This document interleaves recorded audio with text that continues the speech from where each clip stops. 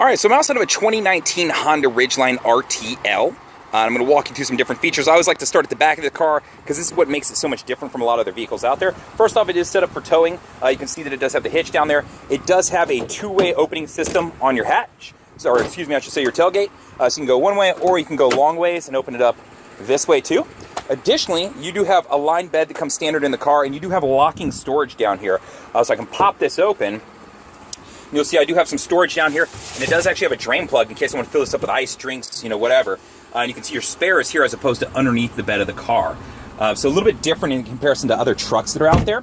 It does come with your tie downs in the back already installed, so you have those additionally too. You do have some additional storage in here optionally too. If you were in a higher up model RTL E and above, this would have a 115 volt outlet there.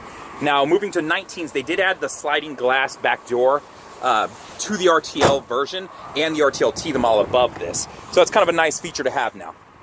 This is a lunar silver model with, I believe, gray interior.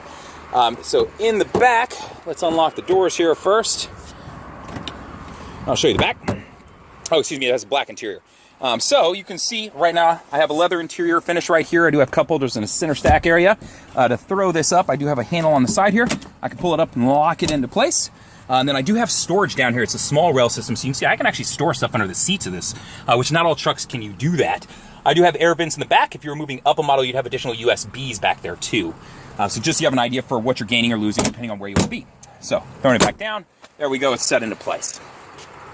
Now moving into your front, let's show you a couple things. So the first thing I'm gonna show you is it does have a push button start. So foot on the brake, press start button, that'll fire the car up, and that'll get everything going. Now on your key, you do have remote start. So to use it, I'd press my lock button and then press the remote start button, and I can fire up the car from inside the house. It'll cool it off or heat it up, and then I can walk out there and get into it.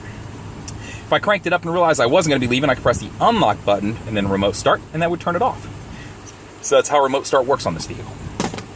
Now, on the door, I've got my power windows, right? I do have my auto up and down on my driver and passenger, so I can one touch send them down, one touch send them up.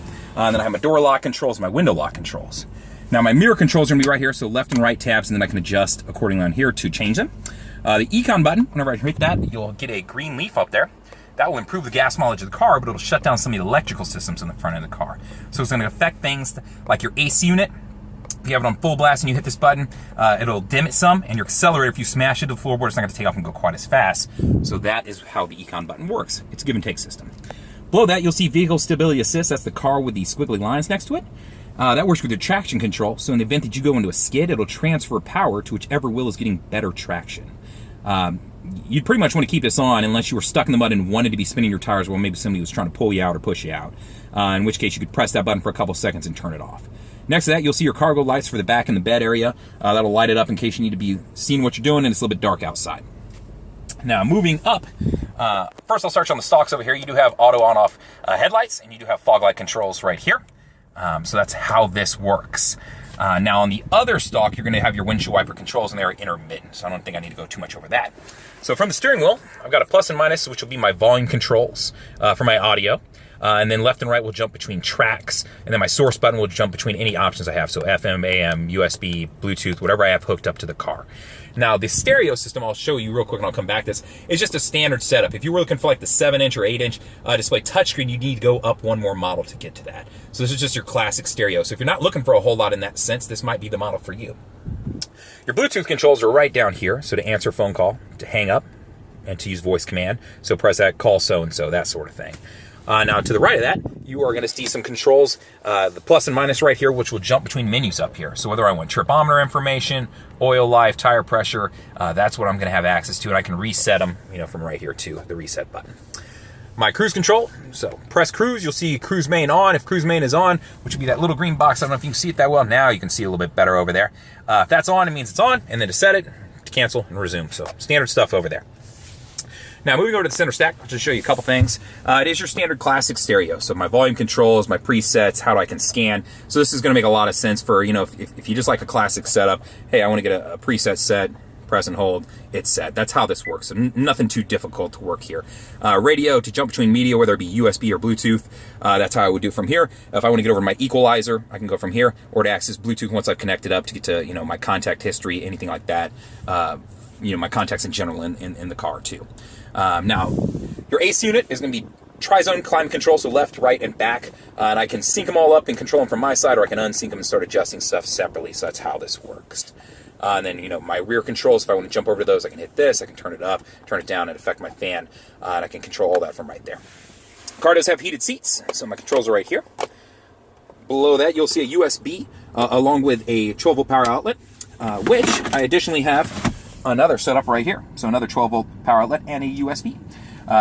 Shifter-wise, I've got a standard shifter setup, nothing's pretty classic. And then I do have a snow function that'll allow me, and you'll see I have a couple different graphics here, and it'll affect the shifting points of the car to help create more traction if you're in snow where they're not. So that's how that works. As far as cup holders, I've got them here. I've got spots in the doors that I can use too. You saw in the back I have the center flip down that I can use additionally too. I do have perforated leather on these since they are heated seats to allow that heat up and through the car. So that is what is going on from that standpoint too. Now I have a standard mirror set up here. You get the auto dimming mirror if you're in the Model 1 above this, but I do have home link in this car, which is nice, so I can connect my garage clicker, gate clicker, all those things right here. I do have a sunglass holder / mirror to keep an eye on kiddos in the back, grandkids, dogs, or anything in the far back if I'm worried about stuff floating away. And then I do have a moonroof that I can send open if I would like, or crack. So that's what's going on from there. So this is a 2019 Honda Ridgeline RTL. This is the 2-wheel drive version. The all-wheel drive version will look identical. So there's not anything big or different that's going to change in that model other than the mechanics of the car. This is lunar silver with the black interior, so you can get an idea for that too. If you have any questions, feel free to give me a call, 512-443-4300. You can always email me at jfuller@howdyhonda.com or just respond on the YouTube video. I'll be more than happy to answer any of your questions. Thank you much.